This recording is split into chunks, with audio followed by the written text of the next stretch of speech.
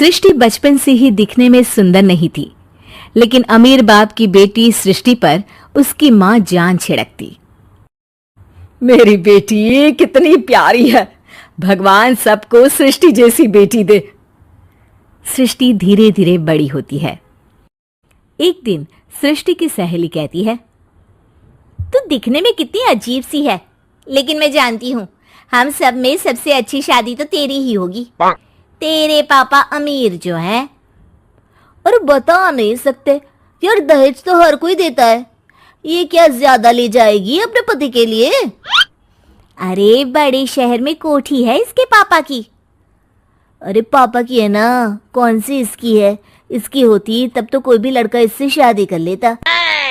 अरे पापा की मतलब पापा की है तो मेरी ही है ना? किसने कहा? अब तेरी तो तब होगी ना जब तेरा भाई ना हो। वैसे भी शादी के बाद सारी प्रॉपर्टी भाई के नाम होती है। सृष्टि समझ जाती है कि उसे किसी भी हालत में माँ बाप की सारी प्रॉपर्टी को अपने नाम करना है, लेकिन कैसे? एक दिन सृष्टि का भाई शीनू कहता है, बहन क्या कर रही है? तुझसे एक बात करनी है। अरे हाँ करना, मैं तो तेरी बहन हूँ। बहन मेरी लाइफ में ना एक लड़की है, बहुत अच्छी है। मैं सोच रहा हूँ माँ और पापा से बात करूँ शादी के लिए। सृष्टि को समझ में आ जाता है कि भाई की शादी होते ही भाभी उसे एक दिन भी घर में बर्दाश्त नहीं करेगी। क्या बात है भाई, बताना कौन है वो? यार वो बहुत अच्छी लड़की है, पढ़ी लिखी है, मेरे साथ जॉब भी करती है। बस एक प्रॉब्लम है। प्रॉब्लम? क्या प्रॉब्लम है भाई?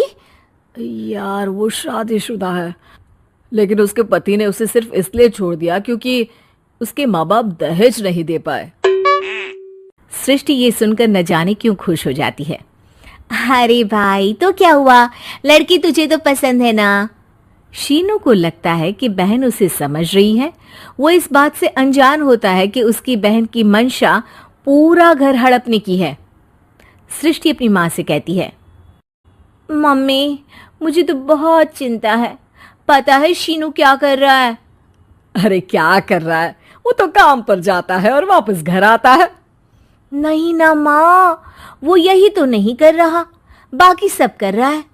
आपको पता है उससे प्यार है, और वो भी एक शादीशुदा लड़की से। ये क्या हो गया? मैं सोसाइटी में क्या मुंह दिखाऊंगी? अरे तेरे पापा तो यही कहेंगे कि मैंने ही उसे बिगाड़ दिया है। माँ देखो, मेरी बात मानो, पापा पर भी विश्वास करने की जरूरत नहीं है। अब आप ही बताओ, पापा इतनी देर घर के बाहर रहते हैं क्यों? बोलो। अरे बेटा वो तो नौकरी करते हैं ना। तू बहुत भोली है माँ। पापा का ऑफिस तो 7 बजे खत्म हो जाता है, लेकिन देखो कितनी देर से आते हैं। अरे नहीं बेटा, ऐसी कोई बात नहीं है। सृष्टि माँ को एक औरत से बात करते पिता की फोटो दिखाती है। देखो माँ कैसे हैं पापा। मैं ना कहती थी कि पापा सही नहीं है। मैं तेरे पापा से बात करूंगी, दे फोटो मुझे। ओ माँ, वो तो डिलीट हो गई। लेकिन चल, तूने तो देख लिया ना। पापा से बाद में बात कर लेना, और हाँ मेरा नाम बिल्कुल मत लेना। हाँ माँ। अब क्या था, सृष्टि के माँ और पिता के बीच झगड़ा होना शुरू हो जाता है। सृष्टि के मन में क्या चल रहा था कोई नहीं जानता था। एक दिन, माँ सृष्टि के लिए एक लड़का देखा है, वो लोग शाम को उसे देखने आने वाले हैं। और हाँ माँ, एक खुशखबरी, मैं और पापा मिलकर एक नया बिजनेस ट्राई कर रहे हैं।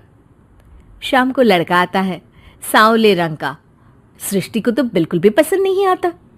लड़की की माँ कहती है, लड़की का चेहरा तो कोई खास नहीं, लेकिन अगर मेरे बेटे को आप लोग सेटल कर दें तो मैं उसकी शादी आपकी बेटी से करवा दूं। सृष्टि को लड़का बिल्कुल पसंद नहीं था। उसे भाई पर गुस्सा आ जाता है। लड़के वालों के जाने के बाद कहती है, माँ देखा शीनू मेरे लिए कैसा लड़का लेकर आया, न दिखाने लायक न सुनने लायक, सेटल भी नहीं, वो भी हम करे।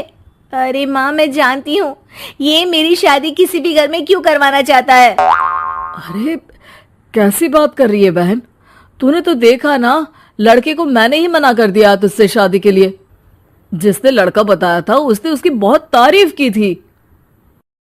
बात आई गई हो जाती है, लेकिन सृष्टि का मन शांत नहीं होता। क्या करूँ, कुछ समझ में नहीं आ रहा। मेरी शादी हो गई तो ये लोग पूरी प्रॉपर्टी शीनू के नाम कर देंगे, मेरे हाथ तो कुछ लगेगा ही नहीं। तभी सृष्टि को आइडिया आता है। वो किसी वकील को फोन करती है। जी देखिए, अगर आपके मम्मी पापा का तलाक हो जाता है तो आपके पिता की आधी प्रॉपर्टी आपकी माँ के नाम हो जाएगी, फिर उसे वो किसी को भी दे सकती है। सृष्टि अब माँ को बेटे के खिलाफ भरती है। माँ, शीनू पर नजर रखा करो, वो जिस लड़की के प्यार में है ना वो शादीशुदा है। यहाँ आएगी, सारा पैसा, रुपया, जमीन, जायदाद सब हड़प लेगी। पापा का भी हाल तुमसे छुपा नहीं है। ऐसा ना हो कि मैं और आप एक दिन सड़क पर भीख मांगे। हे भगवान, मैं तो जीते जी मर जाऊंगी अगर ऐसा हो गया तो। ऐसा हो गया नहीं माँ, ऐसा ही होगा। अभी समय है, आगे का सोच लो। मैं तो कहती हूँ पापा से आधी प्रॉपर्टी लेकर अलग हो जाओ। पापा की आधी प्रॉपर्टी भी हम लोगों को अगर मिल जाती है ना तो अगले 7 जन्म सफल समझो। बेचारी माँ बेटी के कहने पर पति से तलाक लेकर अलग हो जाती है। सृष्टि अब पैसों से गाड़ी और अपने दूसरे महंगे शौक पूरे करने लगी। उसके दोस्त भी उसके पैसे इस्तेमाल करते। सृष्टि, कल तुम कहाँ थी? मैं सारा दिन घर पर अकेली थी। तो मैं क्या करूं? मैंने ठेका तो नहीं लिया है ना तुम्हें संभालने का।